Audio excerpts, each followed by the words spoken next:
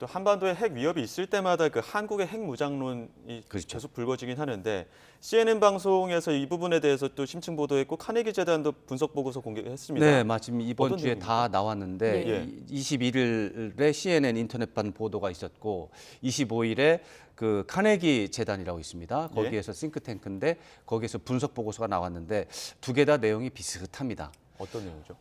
기본적으로 윤석열 대통령의 핵무장 가능성 발언을 문제 삼았습니다. 예. 그래서 카네기 재단 보고서의 경우는 좀 어떻게 보면 우려가 많은 그런 전체적인 뉘앙스인데 국내 지지층의 어떤 분위기에 영합을 했다. 그래서 예. 퍼퓰리즘의 소산이다. 이렇게 굉장히 좀 부정적으로 평가를 했습니다. 예. 그런 상태에서 다만 이제 한국과 미국 간의 미국의 확장 억제에 대한 신뢰가 좀 낮은 게 문제가 되니까 미국이 한국에 대해서 핵 협의를 더 해야 된다. 이렇게 제안을 했는데 전체적인 내용을 보면 이 국내 여론층의 어떤 핵무장론에 한 70% 이르고 있지 않습니까? 지지가 그 부분에 대해서 한국 정부가 너무 편승하려는 움직임이 있다. 이런 부분에 대해서 우려가 있다라는 내용이어서 이런 부분들도 앞으로 정책 뭐 이렇게 검토할 때 참고할 필요가 있겠습니다. 예. 네, 이런 내용도 있었습니다. 김정은 위원장은 7차 핵실험 필요성을 느끼지 못한다. 네네. 예, 미국 정보 당국자의 이야기인데요. 이 부분 네, 어쩌나? 미국의 이제 네. 국가정보위원회라고 해가지고 각종 정보기관의 상위 기구입니다. 예. 국가정보위원회 산하에 이제 국가정보위원회라고 있는데 거기에 이제 근무하시는 그러니까 당국자죠.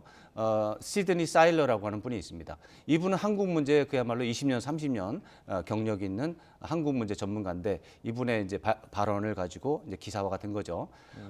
이 시드니 사일러 이분의 말씀에 따르면 지난해에 북한이 핵실험을 할 거라고 계속 분석이 예. 있고 전망이 있었는데 예. 하지 않았는데 왜 그랬느냐에 대한 이제 나름대로의 분석입니다.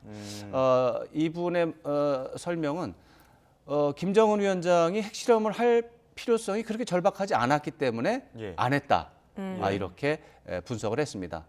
이건 사실 제가 제 의견하고 좀 다릅니다. 예. 저는 북한이 핵실험을 할 필요성과 욕구는 있었는데 중국과의 관계 속에서 어려움이 있어서 하고 싶었지만 하지 못하고 있다가 이제 예. 제가 드렸던 말씀이고 예. 사실 지난해 내내 한 해 내내 거의 2월 달부터 얘기 나왔거든요. 핵실험한다고. 예. 근데 지금 1월이잖아요. 지금 11개월 동안 한다고 하는데 안 했잖아요. 예.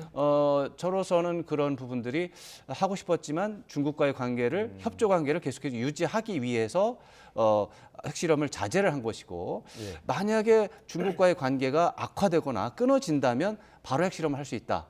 이렇게 말씀을 드려왔는데 예. 핵실험의 필요성을 없었기 때문에 안 했다라고 하는 이런 접근법은 저도 참고는 해야 되겠지만 제가 볼 때는 맞는 분석은 아니다 이렇게 생각합니다. 예.